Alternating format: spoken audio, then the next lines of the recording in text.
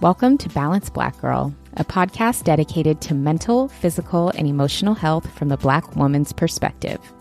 Tune in to hear from Black woman health and wellness experts giving the approachable advice you need to help you feel your best. I'm your host, Lestrandra Alfred. Let's dive in. Thank you for tuning into this week's episode of Balanced Black Girl Podcast. My name is Les. I am your host, and I am so happy to have you joining me in this space today. Feels like we're all in this weird time of transition where things are starting to open back up, where there's a little bit more movement again. Yet we're still not fully out of the space that we've been in for the past year. I don't know about you, but I've felt a little bit of overwhelm trying to start getting back in the groove of things, making more plans, feeling like there's more expected of me, more demands being made now that things are starting to feel a little bit safer than they did before. I certainly don't have all of the answers for how to navigate that, but I think it's something that a lot of us are feeling. I usually know that if I'm feeling something, you're probably feeling it too. And I'm currently navigating how to get through that with feeling really excited to start connecting with people again and to start branching out a little bit more, but also feeling still some of that pandemic burnout and just general life burnout. Even though we've been physically distant from others for the past year, there have not been any fewer demands made of any of us. In fact, the demands of us have almost felt greater than they did before because we're still working and continuing on as if nothing happened. Meanwhile, a lot of things have happened and we have all been impacted in one way or another. That brings me to today's topic of burnout. Burnout is something that is incredibly common. However, just because it's common doesn't mean it's okay. It doesn't mean that we have to accept that feeling burnt out is our normal, because it shouldn't be our normal. And I had a really insightful conversation with today's guest, Erayna Sargent, who is a burnout coach and founder of Hooky Wellness, which is the first stop for burnout relief. Leveraging her 15 years in marketing and innovation at Nestle and Intuit, she uniquely blends leadership coaching with design thinking, providing an approachable path to real results. A personal experience with burnout, she set a mission encouraging hustle culture to adopt the new mantra, work hard, self-care harder. Erayna has coached professionals and teams across organizations, including Google, Accenture, Nestle, and Teach for America. This conversation was a mix of tactical and personal. We talked about personal experiences with burnout. We talked about tactics for overcoming it, ways that we can support one another when we see someone we care about dealing with burnout, ways we can be that village and show up for one another. It's a really important conversation. And I hope that you're able to identify some takeaways that you can apply to your everyday that can help you either overcome burnout if you are currently feeling that way, or that can help you prevent burnout even if you're not personally feeling burned out at this time. So let's jump into the interview.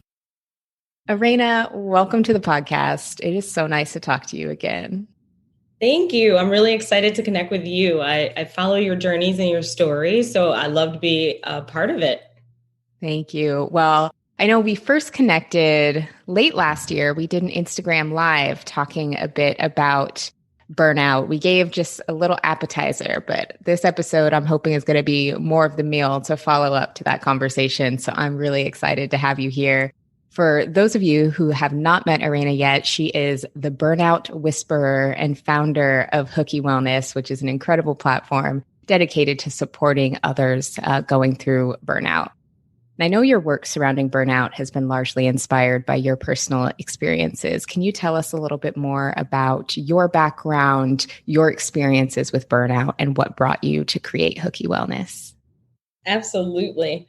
A little bit about me. I'm originally from Detroit, so very much from an early age understood that hustle harder culture and work and grind.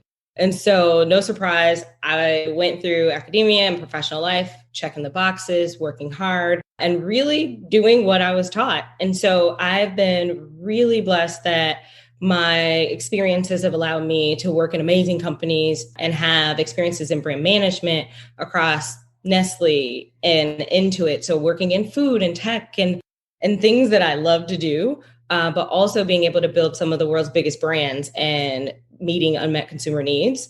And so a couple of years ago, about 4 actually, I was blindsided by burnout. I had what was an amazing opportunity professionally turn into something that was one of my biggest life lessons. And I felt it before I knew what it was. And so when I was dealing with burnout, the first sign was something was wrong. My story really started with me just crying at my kitchen island in front of my laptop after weeks of ridiculous hours and things never quite being there and certain environments that I think we all get used to, but sometimes it flares up and it's just too aggressive. And then moved on. I was like, okay, this isn't right. So maybe it's a change in the situation. And so got a new job, which is what most people do. It's like, okay, let's try this in a different place. Once again, amazing opportunity, great professionally, definitely stretching, got my fingers in tech. But what I was starting to recognize is underneath everything, my internal values were shifting. What was important to me was shifting. Those boxes that used to be so important to check were less and less important because I was at that stage of life where I say life was lifing. So on top of the internal battles, I had an aging, ailing father who was battling cancer. We were moving across the country multiple times as we are a dual household, very career driven. So having marriage conversations and the real stuff, as well as just the rest of life. And so that took me through the journey of burnout. And what was encouraging to me is I quickly realized I was far from alone. I always throw out the stat in a good year. There was a study from Deloitte, a burnout survey. And in 2018, 77% of the professional workforce was reporting feeling burned out. And then now we have 2020 pouring gasoline on it. Yeah. So where we are today is we're dealing with everyone going through burnout in their own version of it. And so I'm really excited and passionate to take the processes that I learned, understanding how to build out your support team, because it is complex, it is personal, but it doesn't mean the process to figuring out how to work through it should be just as hard. So that's what Hooky is all about. I'm building it to be the first stop for burnout relief and honestly to fix the problems that I had to deal with when I was going through my experience. Thank you. Thank you for sharing. I know that that's like a very Cliff Notes version of your story. There's a couple things there that I would love to revisit and talk more about. The first being that you said you realized you were far from alone, which is such an important realization because sometimes when we're really deep in it and we feel like we have all of this responsibility, kind of the weight of the world on our shoulders, it can be easy to feel alone. Mm-hmm. And having that solidarity with other people, understanding that other people are going through what you're going through can be really, really comforting in that moment. Absolutely. And one of the symptoms or signs of burnout or things it causes you to do is to pull away and to become more isolated. And so it's very easy to feel alone if you are actually alone, which is this environment. And then you're in your head having negative reinforcing thoughts of this is just you. So you really don't talk about it to connect and recognize you're not alone.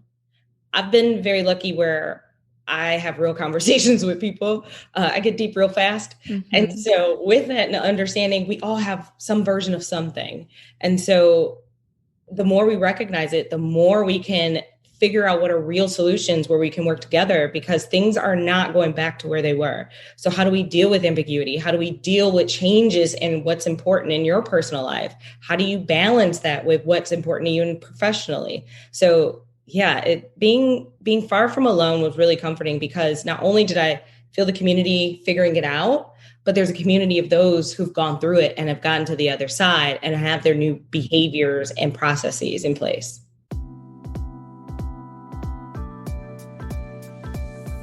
Not all probiotics are created equal. In fact, probiotics are a serious science, and things like kombucha, kimchi, and other fermented foods you're eating, though nutritious and delicious, don't qualify as a probiotic according to science. To be most effective, a probiotic must survive the trip to your gut. Seed's VitaCap delivery technology is engineered to survive stomach acid, bile salts, and enzymes to ensure 100% delivery to the colon, which is very important. I've been on a serious gut health journey over the past year, and incorporating Seed's Symbiotic has been essential. Since taking Seed, I've experienced improved digestion, less bloating, and smoother, more glowing skin. Yes, please. Plus, with Seed's subscription service, I can be sure I never run out because a new shipment comes every month. Seed's Daily Symbiotic is a broad-spectrum 2-in-1 prebiotic and probiotic that offers systemic benefits beyond the gut, including GI function, skin health, heart health, gut immune function, gut barrier integrity, and micronutrient synthesis, which is really important for helping our bodies absorb the important vitamins B9 and B12. Start a new habit today. Visit seed.com/balanced and use the code BALANCED to redeem 20% off your first month of Seed's Daily Symbiotic. That's seed.com/balanced. And don't forget to use the code BALANCED.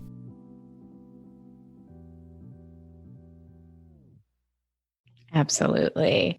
And that was the second thing that I really wanted to touch on, that I love that you take a very process-oriented approach, which is really, really important, because sometimes burnout and overwhelm can come in seasons. If you have a season of life where there's a whole lot going on, maybe you don't make any changes and you kind of get through it. And then you think, okay, cool, now that's better. But then the next time it happens again, what do? You can't always necessarily, dig in and just get through it, which is what I think a lot of us are accustomed to doing. So can we talk a little bit about some of the processes and tools that we can use when we find ourselves facing burnout? Absolutely. And I'm glad you picked up on that, because I'm very much a type A MBA, like give me a framework, give me a process, I'll figure out the rest. Mm-hmm. And so when I was dealing with burnout, my first step was, okay, I knew there was something to therapy. So I started to go down the process to get a therapist. That process was trash, but I was able to figure it out after a lot of headache. But along that line, there was a lot of internal reflection of like, what is this? And so with my background in brand management and innovation, I am used to building brands and products. And so the first step to that, especially in a design thinking led process, is who are you creating a solution for? Mm-hmm. What matters to them? What is the problem you're solving? And so I did that same process to myself. I have my notebook and I was like, Project Me. And I did a deep dive. What do I like? What don't I like? What would I love if? And really just dissecting it into the frameworks and buckets. Because when you break a big, complex problem apart, you can start to fill in the gaps. And so that was very much the process I did and what I do now. And so whenever I do a speaking engagement, you'll see I always like to bring in the marketing really quippy statements of like navigating burnout. So here's a path and a plan. Or I have created a sigh framework, which is everyone needs to sigh. And so using each letter of it and bringing it out, it just makes it a lot easier to digest, because what you're going through and what you're about to work on is complex enough. So how can we make one thing a little bit easier in that process? I don't know what it is about our world, but we seem to like making the process to get to support or to the journey harder than it needs to be. So just trying to simplify it, because we got a lot on our minds right now. Absolutely.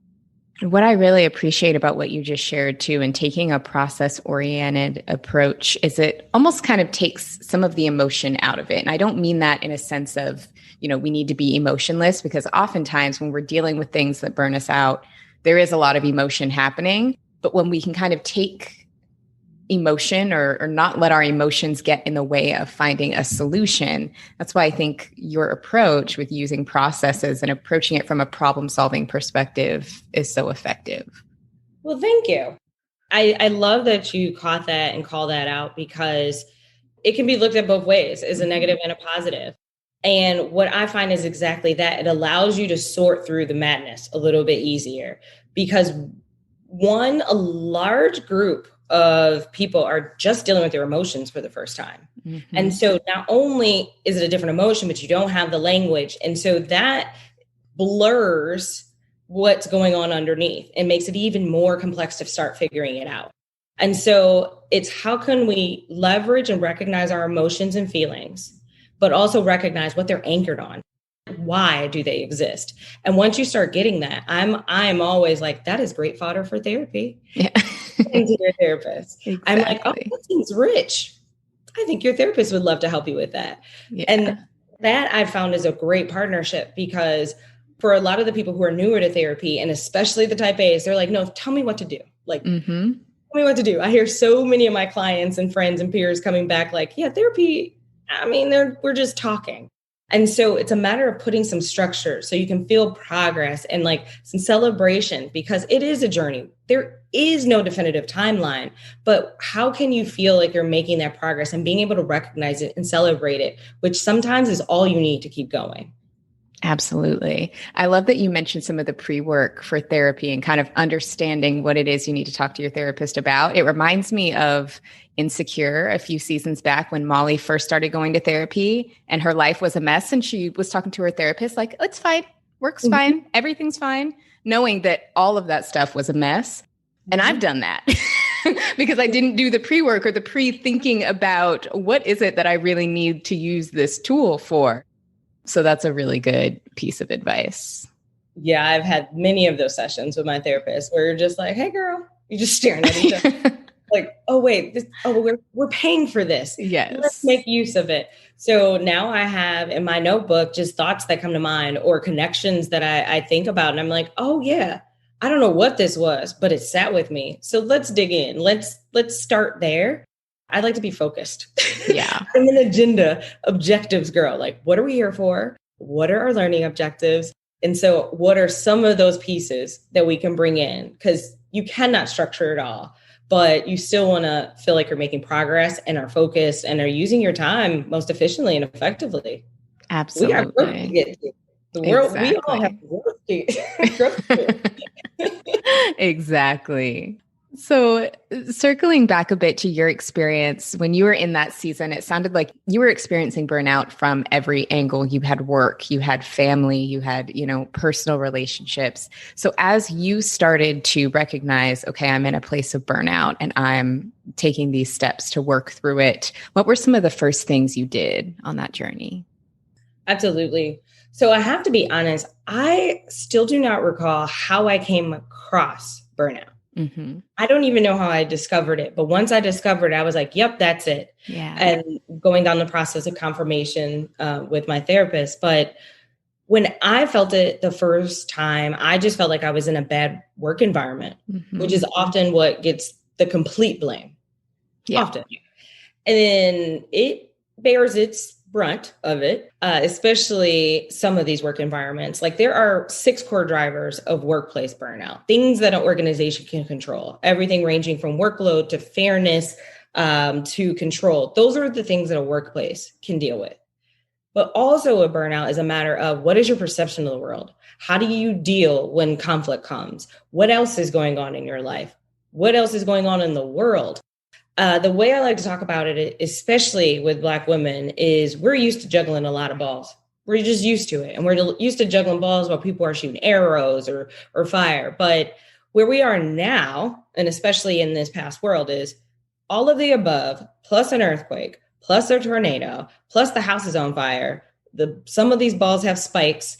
And people are wondering, oh, why can't I keep doing it all?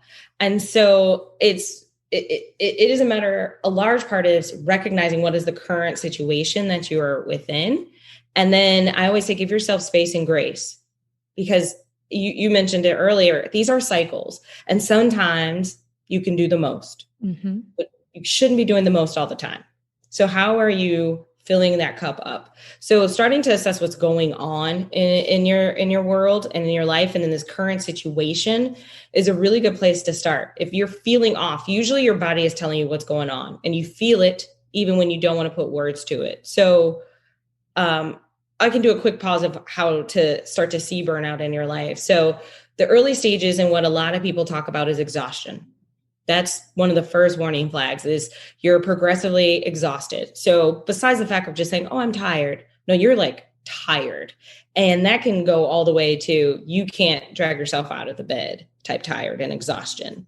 So if that's getting progressively worse, if that is different, starting to have changes in or neglecting some of your personal needs. So eating, like things that you do socially as outlets, starting to put those things on the back burner and especially focusing more on just work. That makes it really easy right now when there's no line between work and home. So being aware of that. But the thing we don't talk as enough about is that burnout has multiple stages. That's the beginning. It can get quite intense and severe and start to open doors to other mental health challenges that may have been compartmentalized or suppressed because you had coping mechanisms, which now are gone.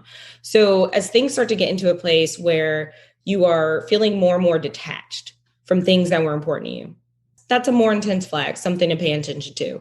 If you find yourself doubling down on coping mechanisms or what is called false cures in the real world, alcohol, cannabis, all the vices, if you're doing more than you usually do, pay attention to that. That could be a sign that it's suppressing something else. Cynicism is another really big one of how it shows up in the workforce. If you find that everybody sucks around you, no one can do their job ever, that's usually a sign something might be going on. And usually you feel it inside, like you're not as happy. And then another big one is it can start to show up as like acute depression, which isn't as clinical. And the difference between it is there are things that can bring you joy. So people will often overlook acute depression because they're like, oh, I'm fine here. But if it's very few and far between, those are signs. Like those later warning flags are signs of like, go talk to a therapist. These are reversible. That is the thing about burnout. It is reversible. It just requires some work. And so the earlier or more preventative you are about it, the less difficult some of the work is because you'll be growing along with this journey rather than fighting it at some points. Absolutely. And I want to kind of put a bookmark in the preventative portion because I want to come back to that. But I also want to talk a bit about just burnout and the way that it has probably changed and transformed over the past year specifically. Like you shared that stat of in 2018 or 2019, 77% of professionals felt burnt out pre-pandemic. Mm-hmm. Now, like you said, I mean, we're adding, the spikes and the tornadoes and all of these extra factors. With us having so much more that we're burned out from, do you think it's going to be not necessarily more difficult, but do you think we're going to need an entirely different set of tools to work through what we're going through currently? That is a great question. I wouldn't say necessarily we need a complete set of new tools. Mm-hmm. I think the challenge is we don't know how to use the tools that we already have. We don't know what tools are in our toolkit.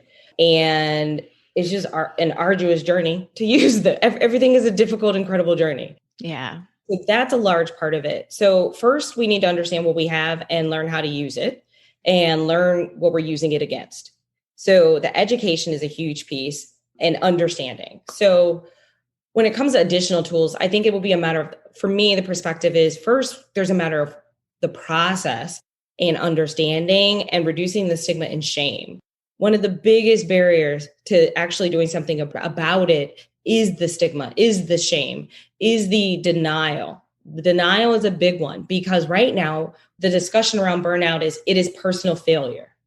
I can't tell you how many times I've had that conversation. I can't tell you how many times I've had it with myself of like, oh, if this, then that. Burnout is a situational thing. It is a sign of something is wrong in your situation, not necessarily something is wrong with you. Nothing is wrong with you. Yeah. What can you change around you? It might be a matter of your perception. It might be a matter of how you are acting within a situation or how things are acting towards you, but you're good. We all have things. And so that is a big one. And another set I always like to throw out is self-awareness and denial go hand in hand. And it's most people think like 75, 80% of the world is self-aware. It's like 10 to 15%. Yeah. And so it is so much unnecessary pressure we put on ourselves to be perfect. when nobody is. And so if we can start getting over some of those real hurdles, which I think that the current environment is forcing us to do, as it's forced us to go inside, both literally and figuratively, that unlocks a lot of doors to asking questions, to recognizing when things aren't quite working instead of feeling tethered or that you have no other choice. So I think that, well, I know that the past year has been more challenging than, I don't even think there's a right word for it. Yeah. But I am one of those people that also recognize the opportunity within, but it is up to us to capture it and do something about it. We are at this point of so much change, and it can be so fearful and frightening. I'm right there with you, but there's also opportunity to do something different. Like, I have never seen so many opportunities of people just being pissed and be like, nope, we're going to change that. Why? Because something has to change. We're creating new routines. We're creating new behaviors. We're creating new cultures. So why not create the ones we want? Ooh, yes. I love that. That's just such a dope perspective to have, and something that I haven't investigated kind of internally or externally or thought about as much before, but I really appreciate you kind of planting that seed for me just now. Thank you. That is a part of my passion journey. I'll tell you that. Therapist would be proud, my husband. How I got there, the past few months have really been a journey of trusting self. And that's one of the first things to go once you get in burnout is you stop trusting yourself, which, especially if you're used to doing so, is one of the most unsettling things because you don't know yourself in a sense. And so I'm now in entrepreneurship, which is the space where you do what you want, right? And I have had a background in like innovation, which are usually the rule breakers. I'm always that one. But it has been so eye-opening how many hurdles and barriers and limits I put on myself unknowingly. Yeah. And it's just by the environment you've been conditioned in. The world is telling you can't and you should, and this is how it should be. And it really there was a conversation with my husband. I was talking about, should this be direct to consumer, enterprise? Or I was like, but B2B companies are lame. And he was like, don't make a lame company. I was like, oh my God, I can do that? Like, yeah. oh yes. And it's simple things like that of just being like, oh wait, why did I think that? Like, what is it grounded on is what I've been saying a lot. Like, what is this assumption grounded on? And I've been lucky enough to have people around me push me and nudge me. So surround yourself with people who are going to push you, who will make you better, that can understand and provide radical candor. Like, you don't want people to just be jerks and just be like the devil's advocate. We are not in the mood for that, but we are here for the friends that make you better. And so that, I think, I know is a very big piece of the burnout journey, like surrounding yourself with people who love you.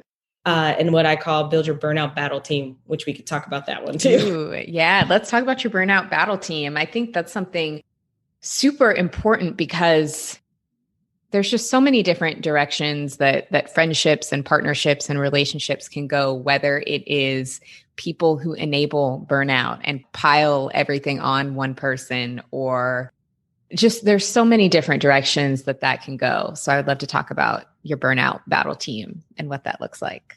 Absolutely. I think the ones you're talking about, I call accelerators. Those are the people to stay away from and the things to stay away from. So burnout battle team, I jokingly say, this is your squad to help you keep your shit together.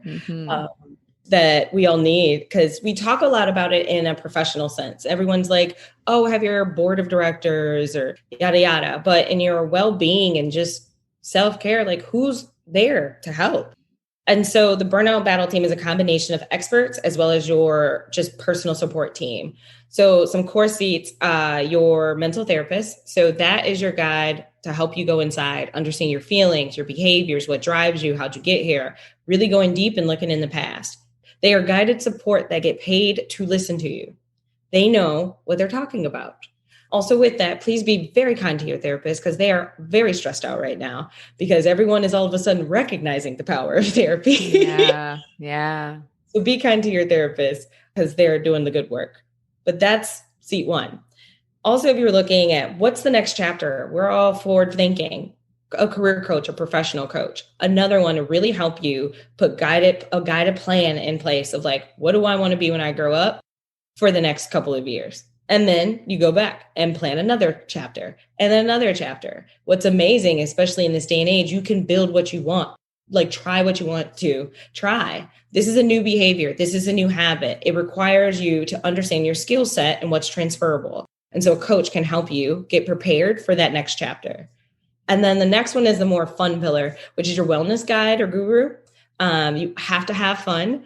And so when it comes to burnout, you have to make sure you're taking care of yourself. And so however you do your self-care, whatever part of wellness you choose to play in, having a guide or guru that you can follow. This could be as simple as what I do, which is Yetunde on Peloton. Like he would be my guru right now. But if you have a yoga teacher, like that is your guide. Whose classes are you going to?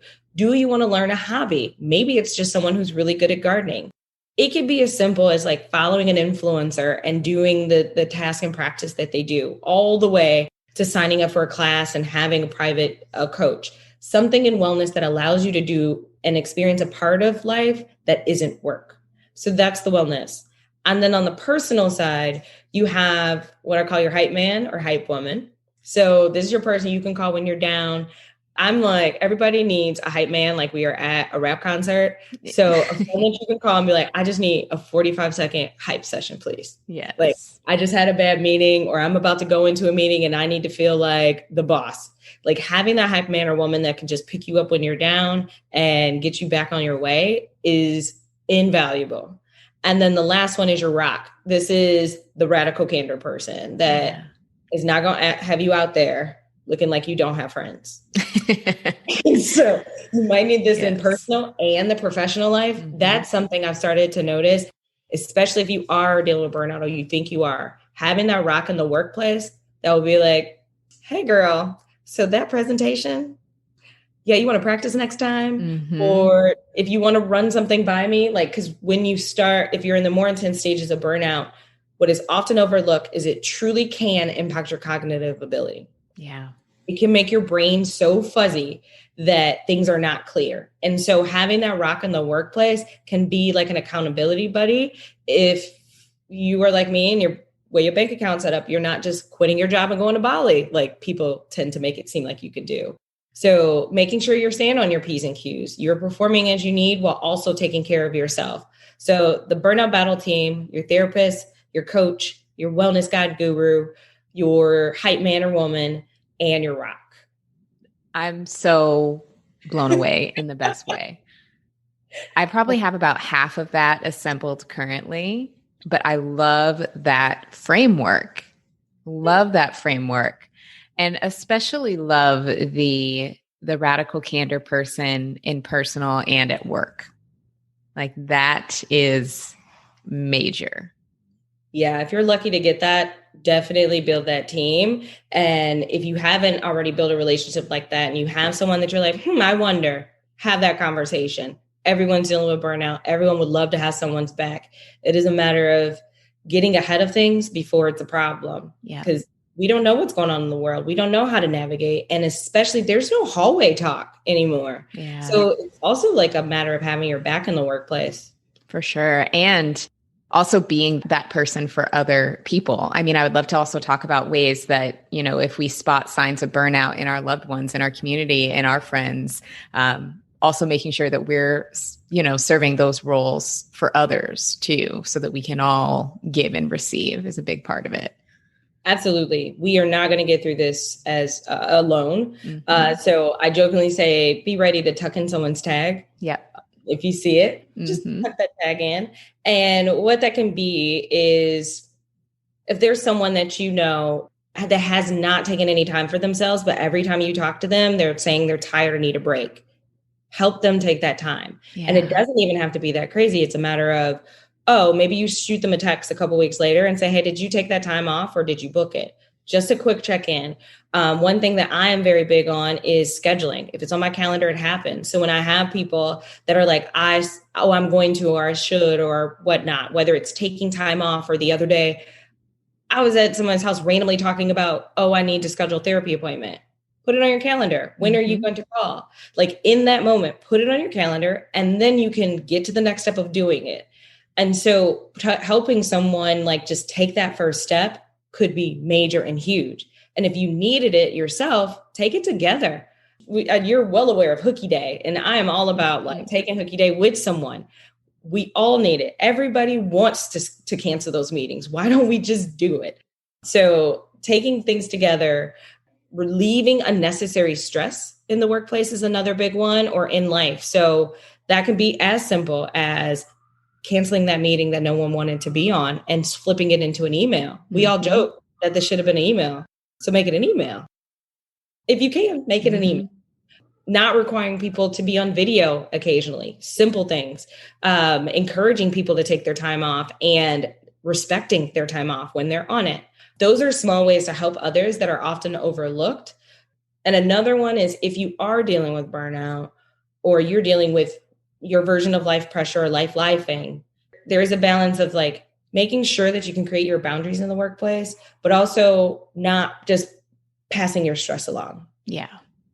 And absolutely. So you can put the awareness, but it can protect you and them because no one has a ton of space. And so it's a matter of, hey, I don't have as much bandwidth this week. So this is how things change. And these are expectations rather than using it as therapy sessions. So there's a happy medium of managing it and respecting people and people respecting you and your boundaries in the workplace that we can get to. It is a new language. It is a new vocabulary. So start to test it out, create the space within your teams. And then as we start to create those cultures, it can bubble out from there. But even if it's just one relationship that you have with a core team member that you work with, start there. Just start. I don't know about you, but I don't think things are going to get clear in a week or so. No. And that's such a good point. And something I've been thinking about a lot lately. Over the past 6 months, have made the transition in my career, my other job, from individual contributor to manager. And so becoming a manager during this season of just a lot of things being very abnormal and wanting to support my team, it's been really interesting. And at first I found myself, telling my team, oh, make sure you're taking care of yourself, make sure you're taking time off. And I soon realized, what does that mean for people? So now I'm saying things like, hey, I can move that deadline to next week if you need to take, like very specific, creating that space for people, which is a bit of a difference when you're approaching it as a leader, of being really explicit of here's how I can support you in taking what you need, not just saying, take care of yourself, and then them still feeling like they don't have the tools to do it. So really empowering and enabling the people that you're supporting to really have the tools to take the space they need. That is amazing. And congratulations on your new role. Thank you. That is a feat in the middle of the pandemic, but the opportunities you get to create the new culture, which this team is lucky. But you're absolutely right. Those are those everyday workplace behaviors of how you can support. The number one thing people do is say, take a time off, take a day off, take a day off. That scratches the surface, but it is about how do we reduce the workload, or how do we rebalance? How do we delegate? How do we think more effectively and efficiently about what's on your plate? And so I love these conversations, but at the same time, it saddens me because it's one more thing for people managers to do. Mm-hmm. It's already hard for people managers. There's hardly any training. It's like, congratulations, you have another bigger job and more people you're responsible for, and you might get some support. So those are some practical ways, but this is where I get impassioned because my heart is really with helping the people that do the work, because it's just one more thing. And so for the people managers who are all about team culture, it is challenging. It is, how do I navigate? I don't know how my benefits work. So let alone, I can't tell you. So really coming in, bringing some clarity, but those everyday behaviors and giving your team the empowerment and the autonomy to practice the agency, to take care of their well-being, and to understand what the expectations are for them on delivery, and just having that transparency, that is a great place to start and to create new behaviors that can get us into a better place. Thank you. I appreciate that. And I think that's so important because also what this time has shown us is just so many of our systems and ways of doing things don't work. And we need to change them. And so for those of us who even have just the smallest bit of, agency, even if it's just of our teams that we oversee, if we can create a change in behavior there, a change in expectation there, that goes a long way and it makes a difference. And now is the perfect time to make those changes. Absolutely. Creating the space for the conversation and just being clear with the team, like, I don't know all the answers. Because honestly, no one does. The experts don't have the answers. No one has the answers. This is stuff for history books that people will be studying for years to come. Yeah. There is no final right answer. And so just putting that on the table with the team and saying, but you know what, we're going to create something that works for us. Yes. And that's a great place to start because the team feels bought in. They have some power in creating these norms. And you can start to understand and assess what are the biggest pressure points that are worth your time to focus on. Because maybe your team is a matter of, hey, when they do take time off, but you're a manager that sends emails while they're off. Maybe that's the big thing. And you find that out and it's like, oh, I just want to send you an email during that time. Team feels heard. One piece of pressure off the plate. There's 50 more to balance, but at least it's one piece, one element of pressure. And so starting to have that conversation with your team is really big. And then illustrating the behavior yourself. Yes. So I always like to tell managers, understand you're working hard, but even if you cannot abide by the rules, fake it till you make it. And what do I mean? If you cannot stop working on your vacation, don't broadcast it to your team. As in, send the emails when you're back in the office. Yeah. Or one day. Also, after hours, if you work super late and you right now have challenges creating your boundaries, don't pass that stress along. Have it set up so the emails go out in the morning. Just auto send them. And so it's things like that where even if you are working on your habits and behaviors, because we all are, how can you not pass along that pressure and stress that can trigger someone to thinking they need to be on because you sent an email? So tiny tweaks like that can go a long way and really help your team recognize and even say you're an amazing manager that just understands you, because people are talking about good managers right now.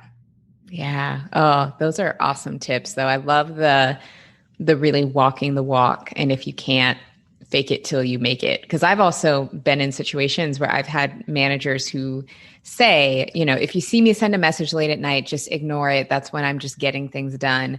But you still, even hearing that, when you see it come through, you still feel this pressure to respond or be on. And so I love that call out. You're absolutely right. And that one really hits near and dear because part of my burnout story, when I was in some of the intense stages, like the sound of Outlook made my body tense up and my stomach drop. Anytime it went off, and it was a lot. And it was just like, oh, what am I supposed to be doing? Oh, something's late. Oh, this. And it can do more harm than one could imagine. And so those things can do so much magic just by little tweaks. And fake it till you make it. You can write your email, just have it set up for 7 a.m. Yep. Just send it tomorrow. It's like the whole idea, I jokingly say, do as I say, not as I do. Didn't work for kids and it doesn't work for teams. So can we stop acting like it does? Exactly. And I love that you brought up the Outlook notification because I had a very similar experience. Also, not to date myself, I feel like I'm going to sound like I've been in the workplace for a minute, which I have. But I used to, at a job years ago, have a BlackBerry as a work phone, and that little red light, that red light to this day cannot have notifications for anything because of the stress of that red light. That's real. That is real. That is in the camp of workplace trauma that we don't talk about. But that is very real. And there are so many people that will resonate with that you'll probably be surprised. Everyone has little pieces of something with the workplace that just carries with them. And we act like we can create such a line between work and home. But in this day and age, there's no lines between anything. No. And so if there isn't a line, how do you create your own boundaries? Yeah. How do you create your own guardrails and put up your fence? Because no one's going to do it for you. And I think we should stop acting like it. Exactly. Oh, preach. Easier said than done. It's true, but still important to talk about. Absolutely. There's so many things that are important to talk about. And the exciting part is like, I get excited to talk about burnout because it is a step one. Like when you start to go through the journey and understand yourself, it makes you get more curious and to ask more questions and to be bold and to feel empowered and to get back to being excited about what you're doing because you are confirmed that you're using your skills for what you want and you're being able to make impact and you're being able to make change and the decisions are yours. And so it's an exciting journey to be on. It is complex to unpack, but I'm excited for the work to make it easier for people managers and teams to get started and go and understand this muddy world of burnout. Absolutely. And it's so needed. That's why your work is so needed and so important. So thank you.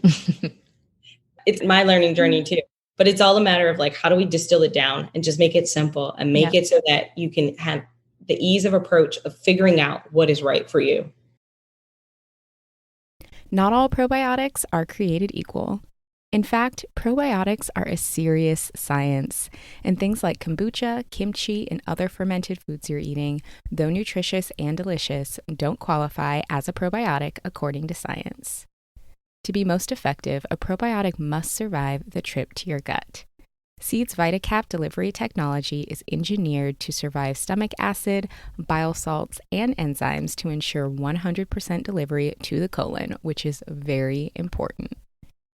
I've been on a serious gut health journey over the past year, and incorporating Seed's Symbiotic has been essential. Since taking Seed, I've experienced improved digestion, less bloating, and smoother, more glowing skin. Yes, please. Plus, with Seed's subscription service, I can be sure I never run out because a new shipment comes every month. Seed's Daily Symbiotic is a broad-spectrum 2-in-1 prebiotic and probiotic that offers systemic benefits beyond the gut, including GI function, skin health, heart health, gut immune function, gut barrier integrity, and micronutrient synthesis, which is really important for helping our bodies absorb the important vitamins B9 and B12. Start a new habit today. Visit seed.com/balanced and use the code BALANCED to redeem 20% off your first month of Seed's Daily Symbiotic. That's seed.com/balanced, and don't forget to use the code BALANCED. That's so good. Making it super simple. So I would love to come back to earlier, we bookmarked preventing burnout. And I would love to come back to that before we wrap up today. And I love how you talked about burnout being individual, right? It depends what causes it, how we navigate it. Do you have any advice for preventative practices that we can implement so that we can prevent the next cycle or bout of burnout before it happens? Absolutely. So you're absolutely right that burnout is very individual. And even within an individual, different episodes can look differently. So there's the 5 stages, but one time you might just jump from stage 1 to stage 4. Another time you might progress through all different stages. It depends on the situation, the drivers, the accelerators, and how those symptoms choose to manifest at that point in time. So having an understanding of the whole process can allow you to self-identify, oh, these might be flags. And then having your burnout battle team will help you assess which things are real, which things are tied to something else that you may not have been realizing. So that's a big part, is having that understanding of what it can look like overall, and then understanding how does it start to show up for you? Because a lot of us have very common flags and indicators of what might be going on for you. The other part of the cycle, honestly, everyone's at some point in the cycle at all points in life. And so the first stage is just thriving, where everything's good. You have good balance and well-being and whatnot. Throughout it, it's similar to the stress curve, where we're often waffling between different stages, and we're able to do or to leverage our coping mechanisms to help us maintain a somewhat of a healthy balance. And so when it comes to preventing, I like to just bring a picture that just like, wait, it's like, what are we preventing life, or are we preventing how things can negatively affect us within life happening? And so when it comes to preventing, having a consistent, positive well-being or wellness schedule, we all know it. Sleeping is foundational. So making sure that you are getting your rest is a good way to just have a good foundation. Really focusing and making a concerted effort to build your self-awareness. So a good place to start with that one, I always say, is therapy. I am huge on therapy first. Yes, it is not for everyone. It is definitely not for everyone at all points in time, but it's something I recommend to everyone to try. Everyone deserves it. Everyone deserves to be heard. And so that is a really good way to start to unpack and uncover that's areas of self-awareness that could be good for you to know as a preventative measure. And then also preventatively is always do stuff that brings you joy. Don't forget that. We are not here to just work. And so my favorite thing, I'm all about Hooky, hobbies, hammocks, and hanging chairs. Like that is my life. It's all about like filling in with what makes you smile. And it sounds so simple, but we forget it so often. And I think that's one of the biggest things the pandemic has really shown is like, you need to have free time. And I say, fill your free time with freedom rather than just more work. That's good. Yeah, thank you. But it sounds so simple. We're not used to it. And for me, I had to, like, it's a part of this experience. The way I had to figure it out was my therapist put me on timeout. Like she really put me on timeout. I took leave. And in the first week I'm in session, she's like, how's it going? I switched from one laptop to the other. And she was like, that's not what we're here for. And she was like, from 12 to 5, at least 3 days out of the week, you cannot do any work, do something other than work. And so that forced me to figure out what I wanted to do with my free time because I was so used to just working and filling it with something that was productive or networking or this or that. And so that's how I started getting back into reading, which I was an avid bookworm as a kid. I had gotten away from it. I started having lunch with some girlfriends, and that gave me a deeper understanding of friendship and myself. Getting to museums in the middle of the day, that is amazing. Who does that as an adult? I always miss all the free days at the museum because I'm at work. And so just little things like that. So getting back into things that bring you joy is preventative for burnout. It is. It refills your tank, and your brain literally needs those type of things to breathe and to be creative, because when you just work, your brain is overwhelmed and it has no space to breathe. So playing hooky helps your brain breathe. Oh, that is so good, and something that I think I needed to hear, and I'm sure other people listening needed to hear too, because it can be so tempting to anytime we get a second of free space to fill it, or to take more on. And remembering that it's okay to fill those things with joy, not obligation, is a really, really important reminder. Absolutely. And if you have to trick yourself by scheduling your joy, go for it. I just switched out my lunch breaks and switched them to recess, like a little break. Love it. Yeah. We went and shot around at the basketball court today. It was like, oh yeah, it's recess. And it made me like actually take the time, because a lunch break is so easy to skip over or just bring it to your desk. So little things like that, or putting on your calendar your breaks, or putting on your calendar how, I don't know, you're going to go outside. And I'm on this for chalk thing for some reason. You'll see this on my Instagram. I feel like just go play Foursquare. Go do something else, like something simple, because we forget those joys, and those are the moments that matter. And so those are good ways to get ahead of it. And I mean, they're fun. Yeah. Just play, giving ourselves space to play. Yes. Extremely overlooked. I recommend, well, when the world opens up, improv class. If you feel like you've forgotten how to play, improv is a great way in. Like the first couple levels are just playing around. Yeah. Oh, that's a good tip. I love that. And we're on a big learning kick here at Balanced Black Girl. My recent episode that just came out, I was talking about wellness habits. And one of the things was just learning something new, stepping outside of your comfort zone and just being a student, starting at square one for fun, not for mastery. So that's perfect. Yes, that is fun. That is uncomfortable, but that is super fun. Just to walk in a class and be like, I have no idea where to begin. I want to do pottery and glass blowing. Those are on my list. Ooh, yeah. I'll keep you posted. Those would be really fun. I love that.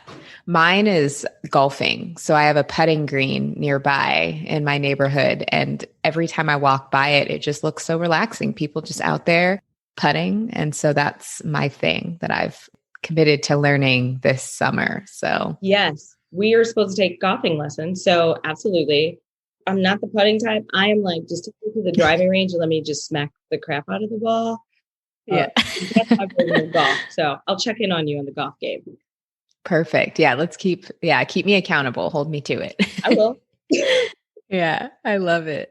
So before we wrap up, I have a couple of more rapid fire questions just so that we can get to know you better, so that we can talk a little bit more about fun and joy and play. How does that sound? Good. All right. So the first question is, what is bringing you joy at the moment? What is bringing me joy? It is sunny and bright. And I've been making an effort to go sit on our roof, just like under an umbrella with the breeze and fake like I'm on vacation. So that has been bringing me joy. Oh, beautiful. Simple things, free things. Yes, exactly. Oh, love that. What's something that made you laugh recently? I love the show Astronomy Club, and I haven't seen it. It's hilarious. And every time I think about it, a little thug tear comes out because it just got renewed. And I don't understand it. Oh.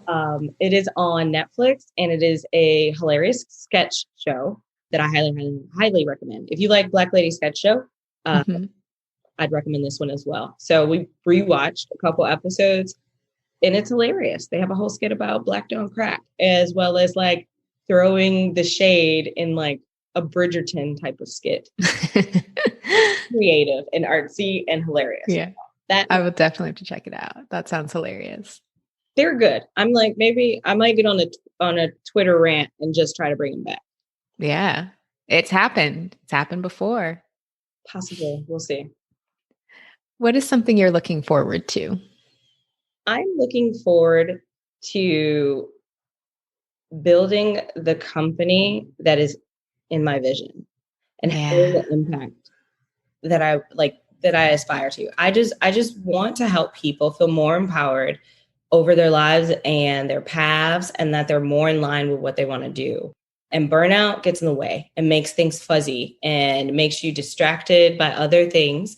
And so if we can start to sort through that madness, then we can start to get back on track and to feel back to bright, as cheesy as it sounds. Like, just feel brighter, feel lighter, because the world is heavy enough. So if we could get burnout out of the way, we can start tackling some more stuff.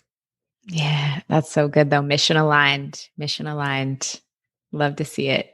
Well, burnout is trash. And so I don't want anyone else to deal with it. So I'm doing my part to help us navigate through it. Absolutely. It's needed. So needed. The last question is, how are you finding your balance? How am I finding my balance? I am currently figuring out my balance at this point in time as I'm gearing up for what I call a sprint. So a big thing for me is taking the breaths where I can. And so creating structure and process so that I can be more efficient within the work that I have to do. That's what's on the plate right now. Yeah. What I really appreciate about that is just the acknowledgement that there's different cycles and seasons. Because I also like to work in sprints specifically for this platform. It's how I work in sprints. It's not just going hard all the time, but those breaths that you take, as you said, before the sprint are major key. Yeah, this has been a new part of the learning, I will tell you, because I've gone through life sprinting and we see how that works. And then you see so many people that are still trying to sprint and you're like, you're limping and no, thank you. So as I'm like going through these seasons of life, I want to do things differently. I want to be prepared. I want to be clear of mind. I want to set new culture or new routines and possibilities. And so it starts with me. So I'm figuring it out right now, gearing up for a sprint. I feel good with it. And then we'll figure out the rest from there.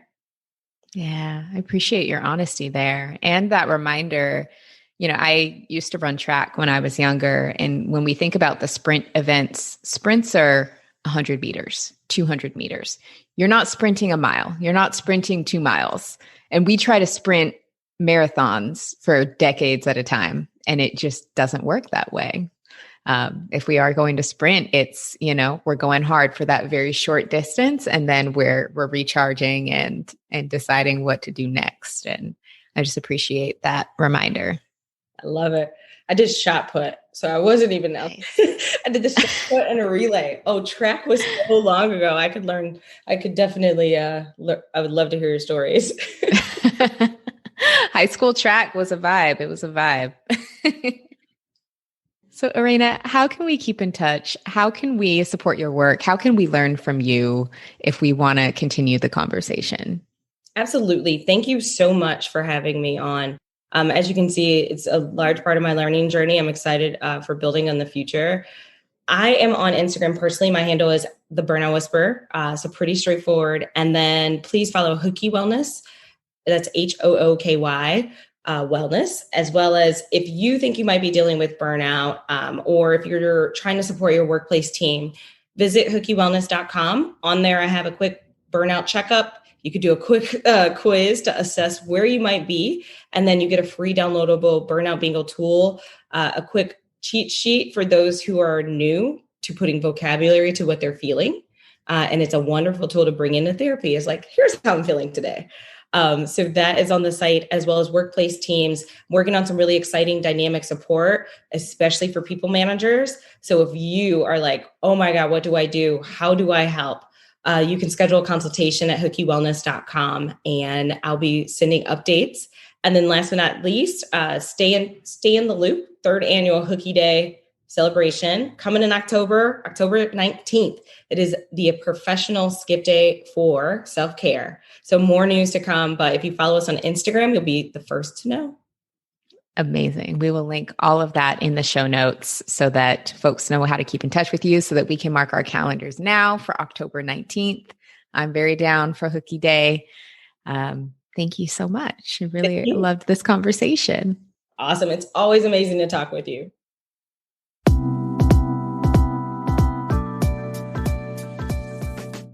Thank you for tuning into Balanced Black Girl.